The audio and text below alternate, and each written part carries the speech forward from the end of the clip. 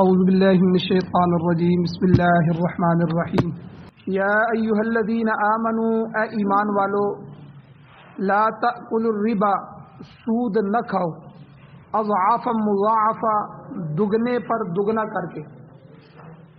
واتقوا اللہ اللہ تعالیٰ سے ڈرو لعلکم تفلحون تاکہ تم کامیاب ہو جاؤ واتقوا النار التی اور اے ایمان والو ڈرو اس آگ سے جو اعدت تیار کی گئی ہے للکافرین کافروں کے لیے وَأَطِيعُوا اللَّهَ وَالرَّسُولَ اور تم اطاعت کرو اللہ کی اور اس کے رسول کی لعلکم ترحمون تاکہ تم پر رحم کیا جائے وَسَارِعُوا إِلَى مَغْفِرَةٍ مِّن رَبِّكُمْ اور دوڑو تم بھاگو تم سبقت لے جاؤ اِلَى مَغْفِرَةٍ مِّن رَبِّكُمْ اپنے رب کی طرف جو مغفرت ہے اس مغفرت کی طرف بخشش کی طرف وَجَنَّةٍ اور ایسے جنت کی طرف دوڑو کہ عرضها السماوات والارض جس کی چوڑائی آسمانوں اور زمین کی چوڑائی جتنی اعدت للمتقین وہ تیار کی گئی ہے متقیوں کے لیے تقوی کرنے اختیار کرنے والوں کے لیے وہ متقین کون لوگ ہیں الذین وہ لوگ ہیں کہ ینفقون جو خرچ کرتے ہیں فی السراء والضراء خوشی کی حالت میں بھی اور تکلیف کی حالت میں بھی والکاظمین الغیظ اور ان کی دوسری صفت کیا ہے کہ وہ غصے کو دبا لیتے ہیں غصہ پی جاتے ہیں تیسری صفت والعافین عن الناس وہ لوگوں کو معاف کرتے ہیں واللہ یحب المحسنین اور اللہ تعالی نیکی کرنے والوں کو احسان کرنے والوں کو پسند فرماتا ہے سورہ آل عمران ہے آیت نمبر 130 131 132 133 اور 134 یہ 5 آیتیں آج کے درس میں تلاوت ہوئی ہیں آپ نے ان کا ترجمہ سنا سب سے پہلے ربط آیات ہے ان آیتوں کا پچھلی آیتوں سے ربط کیا ہے گزشتہ دروس میں اللہ تعالیٰ نے غزوہ احد کا ذکر فرمایا اور اسی ضمن میں اللہ تعالیٰ نے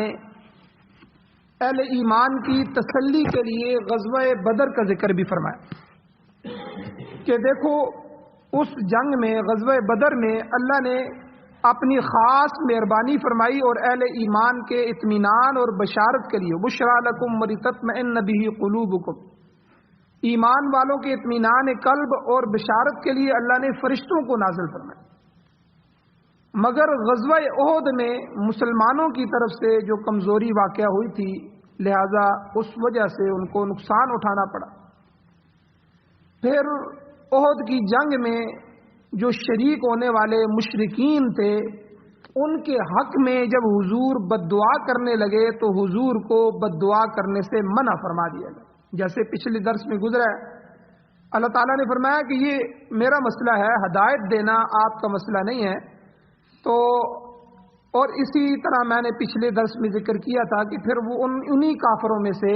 بڑے بڑے کفار جو تھے اللہ نے ان کو ہدایت دی ابو سفیان مسلمان ہو گئے ابو جال کا بیٹا اکرمہ رضی اللہ تعالیٰ عنہ وہ مسلمان ہو گئے یہی خالد بن ولید جو شکست کا سبب بنے اور تکلیف کا سبب بنے بعد میں اللہ نے ان کو اسلام کی دولت نصیب فرمائی اور حضور کی جھولی میں ڈال دیا تو اس لیے اگر حضور بد دعا کر دیتے تو یہ تو ہلاک ہو جاتے تو اللہ تعالیٰ نے مشرکین کے حق میں بد دعا کرنے سے منع فرمایا آپ کا جو کام ہے وہ آپ کریں آپ دعوت و تبلیغ کریں جہاد کریں صبر کا دامن ہاتھ سے نہ چھوڑیں یہ آپ کے ذمے کام ہے تو باقی ہدایت دینا نہ ہدایت دینا یہ میرے ذمے اور اسی طرح پچھلے دروس میں اللہ تعالیٰ نے بدر میں جو کامیابی ہوئی تھی اس کا راز بتایا کہ مسلمانوں نے اللہ تعالیٰ کی ذات پر مکمل بھروسہ کیا اور 2 صفات جو تھیں صبر اور تقوی کی ان کو اختیار کیا تو اللہ تعالیٰ نے اپنی قدرت تامہ کے ساتھ اور حکمت بالغہ کے ساتھ اللہ تعالیٰ نے ان کو کامیابی عطا فرمائی اب یہ تو ان 2 غزوات کا تذکرہ ہوا آگے پھر ان آیتوں کے بعد پھر غزوہ احد کا ذکر ہو رہا ہے یعنی غزوہ احد کے درمیان اللہ نے یہ سود کی حرمت کا حکم نازل فرمایا یعنی عجیب بات ہے موضوع یہ نہیں چل رہا تھا لیکن اللہ نے موضوع سے ہٹ کے غزوہ احد اور بدر کی باتیں ہو رہی ہیں اور غزوہ احد کا تفصیلی واقعہ بیان ہو رہا ہے، بیچ میں اللہ نے سود کے کچھ آیات نازل فرما دی اور ساتھ ہی سود کے ساتھ انفاق فی سبیل اللہ تعالیٰ کے راستے میں خرچ کرنے کی ترغیب دی۔ یہ دو چیزیں، سود اور اللہ کے راستے میں خرچ کرنا، یاد رکھیں یہ متضاد چیزیں ہیں، آپس میں ایک دوسرے کی ضد ہے۔ جو اول ذکر چیز ہے سود سے اخلاق بگڑتا ہے، سودی آدمی، سود دینے والا، ٹھیک ہے، وہ انتہائی ظالم ہوتا ہے۔ چاہے وہ حکومتوں کو سود دے رہی ہوں، ان کو اپنی سود سے غرض ہوتی ہے، چاہے وہ ملک دب رہا ہو، ختم ہو رہا ہو، ٹوٹ رہا ہو، اس کی املاک تباہ ہو رہی ہوں، ٹھیک ہے، ان سے اسے کوئی غرض نہیں ہوتی۔ غریب، اس کا پیٹ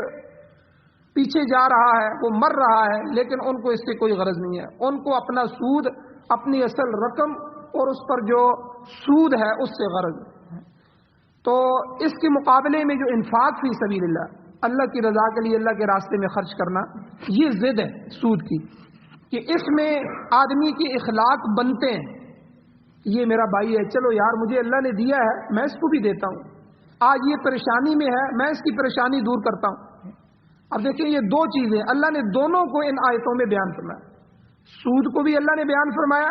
اور انفاق فی سبیل اللہ بھی بیان فرمایا، دونوں کو اکٹھا بیان فرمایا۔ اچھا، حضور علیہ الصلوۃ والسلام کا انداز حدیث میں اور اللہ تعالیٰ کا انداز قرآن مجید میں، یہ دو چیزوں کا ہوتا ہے، ترغیب ترہیب، خوشخبری دینا، ڈرانا، یہ دو چیزیں ہوتی ہیں۔ بعض دفعہ ہم اپنے بچوں کو یا کسی کی بھی، اپنے ماتحت کی یا اپنے ملازم کی یا اپنے محلے میں کسی ماتحت کی، تو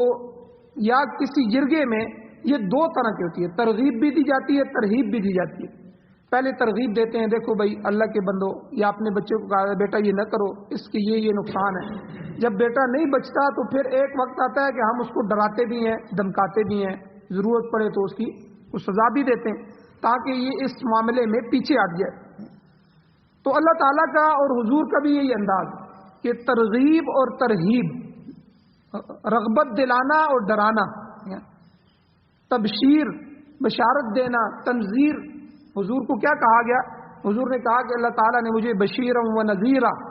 خوشخبری دینے والا اور ڈرانے والا، مجھے یہ دونوں جو ہے صفتیں دے کر بھیجا گیا۔ تو اللہ تعالیٰ نے یہاں ترہیب اور ترغیب دونوں کو اکٹھا فرما دیا، سود سے بچنے کا حکم دیا، ٹھیک ہے، اس سے ڈرایا، اور خرچ کرنے کا حکم دے دیا، اس کی ترغیب دے دی۔ اب آگے آیات کی طرف آتے ہیں، ارشاد ہوتا ہے یا ایھا الذین آمنوا، اے ایمان والو۔ یہ جو لفظ ہے یا ایھا الذین آمنوا، صحابہ کرام فرماتے ہیں، غالباً حضرت عبداللہ ابن مسعود رضی اللہ تعالیٰ عنہ، وہ کہتے ہیں جہاں بھی یہ لفظ آتا ہے اور آگے اللہ جو کہنا چاہتے ہیں،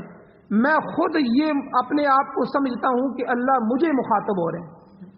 ہر ایمان والا اس آیت پر یہ سمجھے کہ اللہ براہ راست مجھے کچھ کہنا چاہ رہے ہیں اور آگے حکم دے رہے ہیں۔ یا ایھا الذین آمنوا، اے ایمان والو، یعنی صحابہ سے لے کر قیامت کی صبح تک جو ایمان والے آ رہے ہیں ان کو یہ جملے مخاطب کر رہے ہیں۔ تو میں بھی مخاطب ہوں، آپ بھی مخاطب ہیں، اللہ مجھے اور آپ کو بھی کہہ رہے ہیں یا ایھا الذین آمنوا، اے ایمان والو، لا تأکلوا الربا اضعافا مضاعفا، سود مت کھاؤ دگنے پر دگنا کر کے۔ یہاں دو چیزیں ہیں اس جملے میں، ایک تو کہا گیا لا تأکلوا الربا، سود مت کھاؤ، سود کے کھانے سے منع کیا گیا۔ سوال پیدا ہوتا ہے کیا صرف سود کا جو ہے کھانا منع ہے، ٹھیک ہے، اس کا لینا دینا جائز ہے؟ اب یہاں تو اللہ نے کھانے سے منع کیا، تو سوال پیدا ہوتا ہے کھانا منع ہے، کھانے کی چیز لے کے، باقی جو سود کا استعمال ہے، لینا دینا ہے، یہ جائز ہے؟ اس کا علماء نے جواب دیا کہ ہرگز نہیں، چونکہ کھانا ایک اہم چیز ہوتی ہے، عموماً پیسے سے ہم کھانے کی چیزیں استعمال کرتے ہیں، تو اس لیے اس کا تذکرہ کیا گیا کہ تم سود نہ کھاؤ، ورنہ یہاں مراد لینا دینا ہے۔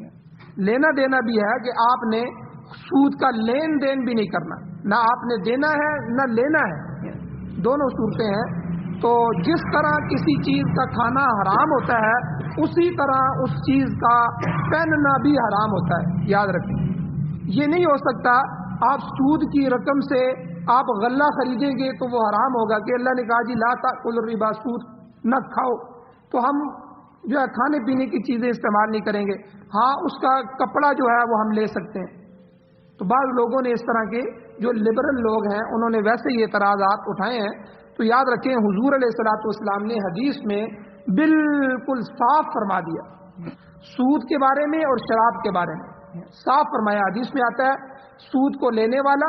सूद को देने वाला, वकातिबैही, सूद के बारे में लिखने वाला, व शाहिदैही, उसके ऊपर गवाह बनने वाला, ठीक है, उस मजलिस को इख्तियार करने वाला, ये सब अल्लाह के गज़ब के अंदर आ जाते हैं, ये सब अल्लाह के गुस्से में आते हैं। इसलिए न सूद लें, न सूद दें, न सूद का गवाह बने और न सूद वाली मजलिस इख्तियार करें, और सूद के मुताल्लिक कोई चीज़ भी है, न खाना न पीना, इन सब चीज़ों से बचना है। तो इसलिए जहाँ ग़ज़ा उस पैसे से लेकर खाना हराम है, इसी तरह कपड़ा वगैरह पहनना भी वो हराम है। तो और दूसरी बात, सूद किसी शक्ल में भी हो, किसी शक्ल सूरत में भी हो, वो हराम ही होगा। ला ताकुलू से मुराद सिर्फ खाना पीना नहीं है, बल्कि सूद का इस्तेमाल हर सूरत में हराम होगा। अच्छा, दूसरी बात कि इस आयत करीमा में जो खास चीज बयान की गई है, अल्लाह ने फरमाया अज़आफ़म मुज़ाअफ़ा, दुगने की कैद है, यानी दुगना दर दुगना करके सूद न खाओ। तो अब यहां भी सवाल पैदा होता है कि ये दुगना दर दुगने से रोका गया है, क्या सिंगल सूद हलाल है, एक दफा वाला? तो यहाँ ये बात समझ लें कि अरबों में ये आदत थी कि वो डबल सूद यानी सूद मुरक्कब जो होता था या सूद दर सूद जो होता था, उसका रवाज था अरबों में। और ये सूद की बदतरीन सूरत है जो अल्लाह ताला ने बयान फरमाई है, और इसलिए इसका जिक्र किया है यहाँ। वरना जो सिंगल सूद है, जिसे सूद मुफरद भी कहते हैं, ये भी उसी तरह हराम है जिस तरह सूद मुरक्कब हराम है कि सूद को डबल ट्रिबल कई गुना बढ़ा के जो है वो सूद को इस्तेमाल करना जिस तरह हराम। अब यहाँ एक बात पीछे आयत गुजरी है सूरह बकरा में कि वो अहल्लल्लाहुल बैअ व हर्रमर रिबा, अल्लाह ताला ने बै को, तिजारत को हलाल किया है और सूद को हराम किया है। तो सूद के बारे में मुकम्मल तफसील मैंने वहाँ बयान की है, अब दोबारा उसकी ज़रूरत नहीं है। आप हज़रात वो जो पिछले दर्स हैं उनको सुन लें, जो जिन हज़रात के पास महफूज हैं वो सूरह बकरा के इन दर्सों को देख लें। तो बहरहाल शाह वलीउल्लाह मुहद्दिस देलवी रहमतुल्लाह अलैह ये फरमाते हैं कि हकीकी सूद वो होता है जो उधार दी गई रकम पर हासिल किया जाए। अहम मसाइल हैं सुनने के हैं कि जो आदमी किसी को उधार रकम देता है, उस रकम पर जो सूद हासिल करता है वो सूद हराम है। अब ये सूद चाहे नकदी की सूरत में हो, चाहे सोने चांदी की सूरत में हो, चाहे अजनास की सूरत में, ये तीन सूरतें होती हैं, याद रखें। या तो हमने नकदी देनी है, किसी को 2 लाख रुपया दिया, अब माहाना तय कर लिया कि भाई 2 लाख पर आप 10,000 रुपया सूद मुझे देंगे, असल रकम जो है वो असल रकम रहेगी 10,000 रुपया, ये महीने का आपने देना है, ये तो नकद रकम का हो गया। या जो है सोना चांदी है, सोने चांदी को ज्यादती के साथ, उधार के साथ बेचना, ये भी शरीयत ने सूद रखा है। याद रखें, सोना और चांदी ये दिरहम और दीनार थे हुजूर के जमाने में, ये असल चीज है, ठीक है। तो इसको समन करार दिया गया है जिससे तिजारत की जाए, इसको रकम शुमार किया गया है। ये जो हमारे पास रकम होती है, ये जो पैसे हैं, 500 का नोट है, 1000 का नोट है, 5000 का नोट है, ये रसीद है, इसकी कोई हैसियत नहीं है। इसके पीछे जो सोना है, चांदी है, वो असल चीज है। तो हमारी जो अमानत है मुल्क के पास, वो असल हमारा सोना है। हमें ये जो रसीद दी जाती है कि ये 500 या 1000, ये आपका इतना सोना गवर्नमेंट के पास पड़ा हुआ है, तो आप बेगम हो जाएं, ये रसीदें चल रही हैं और यही आगे चलती जा रही हैं और इसी का हिसाब किताब अभी तक चल रहा है। इसकी भी एक लंबी तफसील है, यहाँ जरूरत नहीं है कि ये रसीद कहाँ से शुरू हुई और किस तरह फिर ये फैल गई और फिर सोना और चांदी पीछे छुप गया और कारोबार रसीदों पर ही होना शुरू हो गया। تو بہرحال اس لیے آپ نے نوٹ کے اوپر لکھا ہوا دیکھا ہوگا کہ حامل حیضہ کو مطالبہ پر ادا کیا جائے گا، یہ جملہ لکھتے ہیں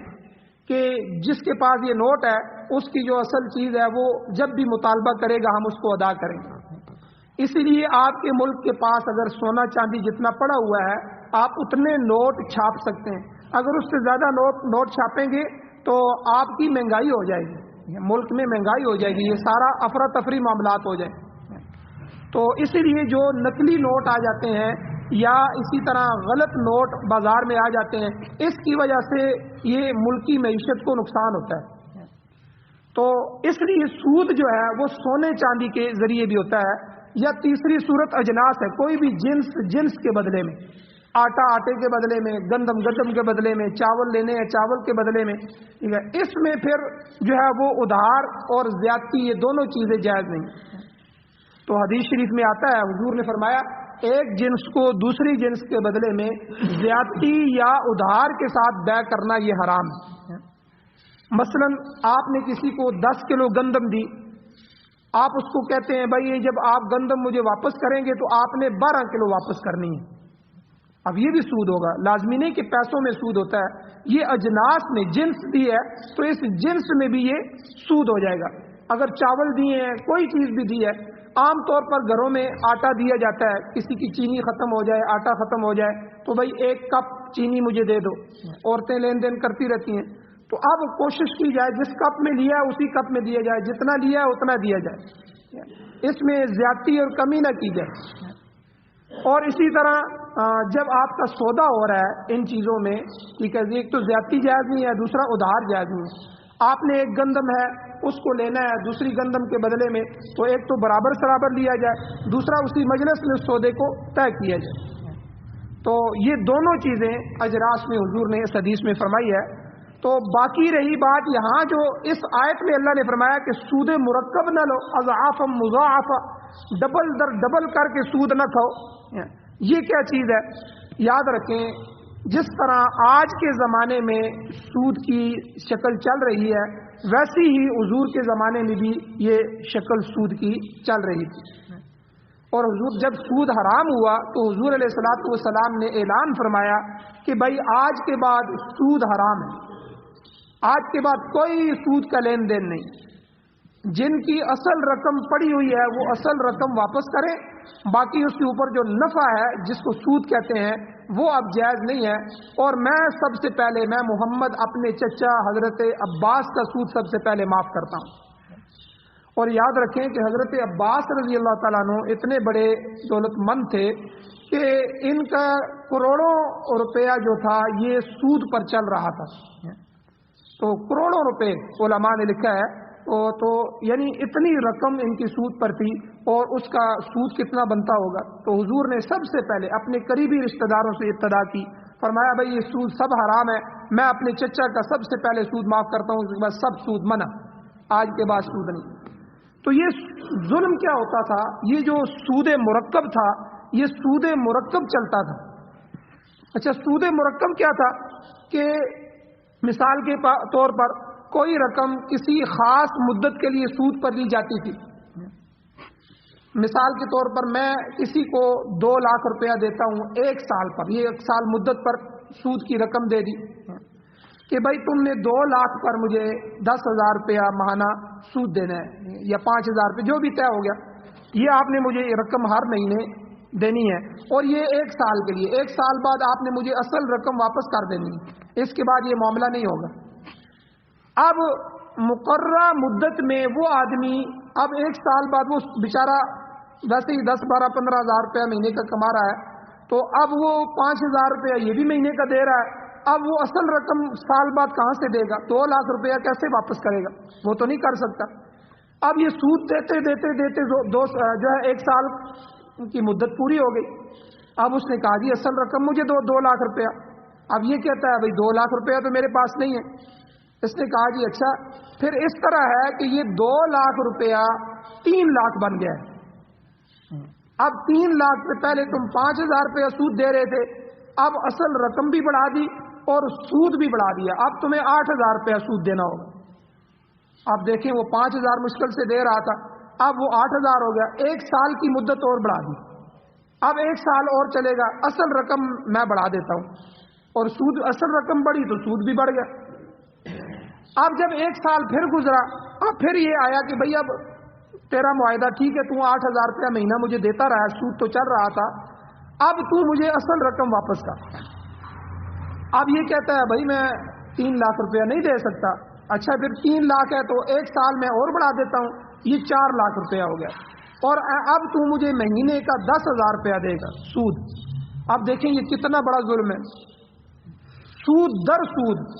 اب یہ رقم چند سالوں میں دگنی تگنی چگنی اور کئی گنا بڑھ گئی۔ اور یاد رکھیں یہ جو ہمارے ملک کے پاکستان کو انہوں نے IMF اور ورلڈ بینک، یہ ہمارے حکمران جا جا کے سود مانگ رہے ہیں، کہتے ہیں جی قرضہ مانگا، یہ قرضہ نہیں مانگ رہے، یہ سود مانگ رہے ہیں۔ اور ہمارے ملک کی بھی یہی حالت ہے، ٹھیک ہے، مثلا 4 ارب ڈالر انہوں نے سود لیا IMF سے، انہوں نے پہلے تو شرائط رکھی بھئی یہ سود کی جو مہینے کی رقم ہے یہ سود کی تم کہاں سے دو گے، تمہارا ملک تو ویسے ہی دیوالیہ ہے، تم جگہ جگہ سے مانگ رہے ہو، پہلے ہی تم قرضوئی ہو، ہر ایک ملک سے تم نے قرضہ لیا ہے، دنیا میں کوئی ملک ایسا ہے جس سے تم نے قرضہ نہ لیا وہ سود پر۔ ہماری یہ جو رقم ہے اس کی سیفٹی کیا ہے، اس کا سود ہمیں کہاں سے دو گے؟ یہ کہتے ہیں جی ہمارے پاس بجلی گیس پانی ہے، ہم اس کو مہنگا کر دیتے ہیں، پیٹرول مہنگا کرتے ہیں، بھائی کرو گا جا کے ادھر لکھو ایگریمنٹ کرو ہم سے، اور ادھر ہی بیٹھے بیٹھے وہاں یہ پیٹرول عالمی منڈی میں پیٹرول جو ہے وہ 42 روپے لیٹر بک رہا ہے۔ عالمی منڈی کے حساب سے اگر ہمارا ملک چلے تو 50 روپے لیٹر بھی بیچے تو ملک کی معیشت اگر قرضے میں نہ ہو، سود میں نہ ہو، تو ملک ترقی کر سکتا ہے، سڑکیں بن سکتی ہیں، یعنی 50 روپے لیٹر بھی فائدہ ہے۔ لیکن وہاں سے اب رقم بڑھا دی جاتی ہے، اچھا جی آپ اتنا فی لیٹر بڑھائیں گے، آپ کا ملک کا مہینے میں کتنی لیٹر بچتا ہے اتنی، چلو ٹھیک ہے جی ہماری سود کی رقم، اب سال کے ایگریمنٹ ہوتا ہے، سال بعد وہ آ جاتے ہیں 4 ارب ڈالر ہمیں واپس کرو اصل رقم، بھائی یہ تو ہم واپس نہیں کر سکتے۔ اچھا ٹھیک ہے جی یہ 4 ارب جو ہے یہ پھر اب 5 ارب ہو گیا ہے، اور سود جو تم ہمیں جو ہے اب سود بھی یہ دے رہے ہیں، ہمارے جو ٹیکس ہیں سارے سود میں جا رہے ہیں، اب سود کی اصل رقم بھی بڑھا دی اور شرح سود بھی بڑھا دی۔ شرح سود ہمارے ملک کا آپ اندازہ لگائیں، پچھلی حکومتوں میں 4% تھا، 4%، 0.4، اب 0.4 سے کرتے کرتے جو ہے 0.8، 9، 10 اور ابھی سننے میں آیا 0.12 تک چلا گیا۔ اب جو آدمی جو 15,000 کمانے والا مہینے میں 10,000 سود میں دے دے، وہ 5,000 میں ملک کیسے چلائے گا، اپنا گھر کیسے چلائے گا؟ اور اگلے سالوں میں اس کا 15,000 مہینے کا وہ سارا سود میں چلا جائے گا، اصل رقم دگنی سے تگنی اور چگنی اور کئی گنا بڑھتی جائے۔ اگر آپ اپنے ملک کو دیکھیں، ہمارا سارا ملک بک چکا ہے،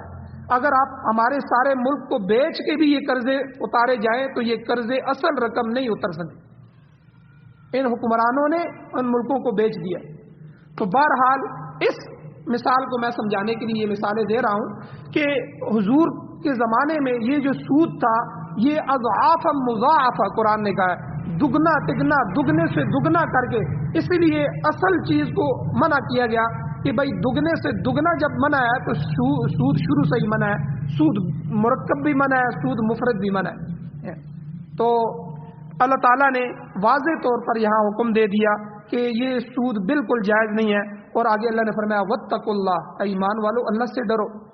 اللہ سے ڈرو، اللہ کا خوف دل میں لاؤ، لعلکم تفلحون، تاکہ تم کامیاب ہو، یعنی تمہاری کامیابی اللہ کے حکموں کے اندر ہے، اگر اللہ کے حکم نہیں مانو گے تو تم ذلیل ہو جاؤ گے، جیسے آج ہمارا ملک ذلیل ہو رہا ہے۔ اور چائنا ہمارے ساتھ آزاد ہوا تھا، آج دیکھیں وہ ملکوں کو قرضے دے رہے ہیں، اور ہمارا حکمران ان کے پاس جا رہا ہے قرضے لینے کے۔ عجیب طرح کے کارٹون انہوں نے اپنی اخباروں میں بنائے ہوئے ہیں، ہمارے حکمران کے دونوں جیب دکھا رہے ہیں، وہ جیبوں پہ ہاتھ رکھا ہوا ہے اور وہ اس کو اپنے ملک کا راستہ دکھا رہا ہے۔ جس ملک میں بھی جاتے ہیں وہاں مانگنے کے لیے جاتے ہیں، بھائی کسی ملک سے معاہدہ کرنے کے لیے جاؤ، اپنی قوم کی خوشحالی کے لیے جاؤ، اپنے ملک کی ترقی کے لیے کوئی ایگریمنٹ کرو۔ اپنے ملک کی عوام کو بھی تم نے لوٹا ہوا ہے، ان کے اوپر بھی قرضے در قرضے ہیں، اور ان کے معاملات بھی خراب کیے ہوئے ہیں، اور باہر سے بھی ملک کو ذلت کے اندر ڈالا ہوا ہے۔ اور ہر حاکم کی، چاہے وہ ایم پی اے ہو، ایم این اے ہو، وزیر ہو، اس کے کئی ملکوں کی نیشنلٹی ہے، یہ بات یاد رکھیں۔ وہ سعودیہ کا بھی شہری بنا ہوا ہے، وہ یورپ کا بھی شہری بنا ہوا، کئی ملکوں کی نیشنلٹی ہے۔ ملک جس دن ڈوبے گا اسی دن سے یہ جہاز بھر کے یہ اس ملک سے بھاگ جائیں گے۔ نہ یہ ملک کے وفادار ہیں، نہ یہ عوام کے وفادار۔ اس لیے ہم آپ کو کہتے ہیں علماء کو لے کے آؤ، ٹھیک ہے، علماء کو آگے لے کے آؤ، نیک لوگوں کو لے کے آؤ جو تمہارے خیر خواہ ہوں، جو ملک کے خیر خواہ ہوں، جو اسلام اور دین کے خیر خواہ ہوں۔ تو اللہ تعالیٰ نے یہاں ایمان والوں کو کہا کہ واتقوا اللہ، اللہ کا ڈر پیدا کرو، اللہ سے ڈرو، لعلکم تفلحون، تاکہ تم کامیاب ہو جاؤ۔ تو یہاں اللہ تعالیٰ نے سخت منع فرمایا۔ اب دیکھیں کہ یہ جو نعرہ لگاتی ہیں نا عورتیں ہمارے ملک میں، ابھی آگے آ رہا ہے پھر ویلنٹائن ڈے، کہ وہ جو ہے جوڑے ایک دوسرے کو پھول دیتے ہیں، بے حیائی کا عالمی دن آ رہا ہے۔ اب اس میں جو ہے یہ پلے کارڈ اٹھائی ہوئی عورتیں آئیں گی اور اس میں لکھا ہوگا ہمارا جسم ہماری مرضی۔ اب میرا جسم ہے، یاد رکھیں یہ جسم ہمارا نہیں ہے، یہ جسم اللہ کا ہے، یہ اس ذات کا جسم ہے، اس لیے اس پر مرضی بھی ہماری نہیں ہے۔ اگر اس جسم پر ہماری مرضی ہوتی، یہ جسم ہمارا ہوتا، تو کوئی آدمی بوڑھا ہونے کے لیے تیار نہیں ہے تو یہ جسم کے اوپر جھریاں نہ پڑتی، ہمارے دانت نہ گرتے، ہمارے سیاہ بال سفید نہ ہوتے۔ جب یہ ہمارا ہی نہیں ہے، ہمارا ہوتا تو ہم اس کو اپنے اختیار سے، کوئی کسی پر موت طاری نہ ہوتی۔ تو جب مر رہے ہیں تو اس کا مطلب ہے ہمارا اختیار ہی نہیں ہے، بوڑھے ہو رہے ہیں اس کا مطلب ہے ہم جوان رہنا چاہتے ہیں، جوان ہی نہیں رہ پا رہے۔ تو اس کا پتہ چلا کہ یہ کسی اور کی ملکیت ہے۔ اس لیے یاد رکھیں شریعت نے خودکشی کو حرام کیا ہے کہ آپ اپنے آپ کو قتل نہیں کر سکتے، یہ جسم آپ کا ہے ہی نہیں، آپ کس طرح اپنے آپ کو مار سکتے ہیں؟ اس لیے اس کو حرام موت کہا ہے۔ اور اسی لیے جسم پر کھدوانا، یہ نام کھدوا لیا، یہ جسم پر پختہ، جسم کے اندر کانٹ تراش کرنا، جسم کو زخمی کرنا، کوئی چیز بھی جو ہے یہ بالکل شریعت میں جائز نہیں ہے۔ یہ جسم آپ کی اپنا ہے ہی نہیں، آپ اپنی مرضی سے اس جسم میں جو ہے بالکل۔ اس لیے بعض علماء نے لکھا ہے جو داڑھی کاٹتے ہیں، شیو بناتے ہیں، تو یہ شیو کرنا، یہ بال اللہ نے دیے ہیں، اور حدیث میں آتا ہے کہ اللہ نے اس امت کے مردوں کو اور انسانیت کو، مردوں کو جو ہے داڑھی کی زینت دی ہے اور عورتوں کو سر کے بالوں کی زینت دی ہے۔ تو جو آدمی اس زینت کو خراب کرتا ہے تو اللہ کی خلقت میں مداخلت کر رہا ہے۔ تو اس لیے جسم کے اندر یہ بعض لوگ کہتے ہیں جی میں مر جاؤں تو میری آنکھیں ڈونیٹ کر دیں، کسی کو دے دیں، اور میں مر جاؤں تو میرے گردے کسی کو دے دیں۔ یاد رکھیں یہ شرعاً اس کی اجازت نہیں ہے، یہ کوئی نیکی کا کام نہیں ہے۔ قیامت کے دن اگر وہ آدمی جنت میں بھی چلا جائے گا تو ان اعضاء سے معذور ہوگا، کیونکہ اللہ کہیں گے کہ جو میں نے تمہیں دیا تھا، میری امانت تھی، تمہیں اختیار ہی نہیں تھا کہ کسی کو دینے۔ تو اسی لیے علماء نے یہ شرعاً، فقہاء نے یہ مسئلے لکھے ہیں کہ آپریشن کرتے ہوئے جسم کو کاٹنا جائز ہے کہ نہیں جائز ہے۔ بھائی مجبوری ہے، مجبوری میں جائز ہے۔ ایک آدمی کا خون نکال کے دوسرے آدمی کی جان بچانے کے لیے دینا جائز ہے کہ نہیں ہے، اس پر مسائل لکھے ہیں۔ جو ہے اصل میں یہ جائز نہیں ہے انسان میں، لیکن چونکہ مجبوری ہے، عذر ہے، عذر میں پھر فقہاء نے اجازت دی ہے۔ تو اگر واقعی کسی کی جان آپ کے خون سے بچ سکتی ہے، آپ صحت مند ہیں، تو آپ اس کو خون دے سکتے ہیں، کیونکہ وہ اس کی جان ہے، جان کی قیمت اللہ کے ہاں بہت بڑی ہے۔ تو اب یہ کہتے ہیں جی اچھا وہ عورتیں تو کارڈ اٹھا کے آتی ہیں کہ وہ کہتی ہیں جی میرا جسم میری مرضی ہے، اور ہم بغیر کارڈ کے کہتے ہیں۔ اب یہاں دیکھیں ہم اگر سود کا معاملہ کر رہے ہیں، کہتے ہیں جی تجارت ہے، میری مرضی، میری تجارت میری مرضی، ہم کارڈ تو نہیں اٹھاتے لیکن ہم کہتے ہیں۔ اب شادی آ گئی، شادی میں ہم کہتے ہیں بھائی اللہ اور رسول کو دیکھو، کہتے ہیں نہیں جی میری شادی میری مرضی، یہ تو ہم بھی کہتے ہیں۔ صرف وہ عورتیں بدنام ہو گئی ہیں کہ وہ کارڈ اٹھا کے آتی ہیں کہ میرا جسم میری مرضی، ورنہ ہم بھی اپنی زندگی میں دیکھیں، ہم اللہ کے سامنے آ جاتے ہیں، دین کے سامنے آ جاتے ہیں، جب تجارت ہو، معیشت ہو، یا کوئی بھی مسئلہ آئے، ہم کہتے ہیں جی میرا گھر ہے، میرا گھر ہے، میری مرضی چلے گی، میرے بچے کی شادی ہے، میں اپنی مرضی سے کروں گا۔ بھائی کبھی یہ تو دیکھا ہے کہ میں اللہ اور اللہ کے رسول کی مرضی سے کروں گا، قرآن اور شریعت کی مرضی سے یہ کروں گا؟ غمی آئی تو میری مرضی نہیں چلے گی، میری خواہشات، میری رسمیں، میری بدعات نہیں چلیں گی، بلکہ میں اللہ اور اللہ کے رسول سے پوچھوں گا کہ میں یہاں کیا کروں۔ تو اس لیے میرے بھائیو یہاں اللہ تعالیٰ نے واضح طور پر منع فرما دیا کہ اے ایمان والو لا تأکلوا الربا اضعافا مضاعفا، سود ڈبل در ڈبل کر کے، دگنا تگنا کر کے نہ کھاؤ۔ اس کی تفصیل بھی میں نے بتا دی ہے۔ ابھی پچھلے سال چوک میں ایک چنے والا تھا، چنا فروش، ٹھیک ہے، ہمیں پتہ ہی نہیں تھا، ہم تو سمجھتے کہ اس کی بڑی ریڑھی چل رہی ہے، خوشحال تھا، پیچھے اس نے سود لیا ہوا تھا۔ اب اس کا سود اسی طرح جو ہے ہمارے ٹیکسلے میں سودی بہت ہے، تو اب لوگ جو ہے وہ گھروں میں محلوں میں بھی سود دیتے ہیں۔ اب وہ پیچھے اس نے سود لیا اور وہ سود اسی طرح اس کا بڑھتا بڑھتا بڑھتا بالکل اس کی جتنی آمدنی ہوتی تھی، آمدنی بہت ہوتی تھی، وہ ساری سود میں جا رہی تھی، آخر اس نے خودکشی کر لی۔ ہمارے جاننے والا تھا، بڑا اچھا۔ تو اسی طرح یعنی یہ اس کا انجام برا ہوتا ہے۔ اللہ تعالیٰ سے دعا ہے اللہ ہمیں عمل کی توفیق عطا فرمائے، آمین۔ الحمدللہ رب العالمین والعاقبۃ للمتقین والصلاۃ والسلام علی رسولہ النبی الامی الکریم۔ یا اللہ ہماری کمیوں کوتاہیوں کو معاف فرمائیے، درگزر فرمائیے۔ یا اللہ جو چیزیں آپ نے حرام کی ہیں یا اللہ ان میں ہمارا فائدہ ہے، چاہے ہمیں نظر آئے نہ آئے، یا اللہ آپ کی بے شمار حکمتیں ہیں۔ یا اللہ سود کو جو حرام کیا ہے، یا اللہ یہ حرام قطعی ہے، یا اللہ اس سے ہمیں، ہماری اولادوں کو، نسلوں کو محفوظ فرما۔ یا اللہ سارے ملک پاکستان کے عوام کو، پوری دنیا کے مسلمانوں کو، امت مسلمہ کو یا اللہ لعنت سے پاک فرمائیے، اس سے محفوظ فرمائیے۔ یا اللہ قرآن و سنت کو سننے، سمجھنے، عمل کرنے کی توفیق عطا فرمائیے۔ یا اللہ سعادت والی زندگی اور شہادت والی موت نصیب فرمائیے۔ یا اللہ قرآن و سنت والی حکومتیں نصیب فرمائیے۔ نیک صالح لوگ جو آپ سے ڈرنے والے ہوں، تہجد گزار ہوں، یا اللہ اس امت کے مخلص ہوں، ایسے لوگوں کی قیادت ہمیں نصیب فرمائیے۔ امارت اسلامیہ شریعہ، خلافت عثمانیہ جیسی خلافت، یا اللہ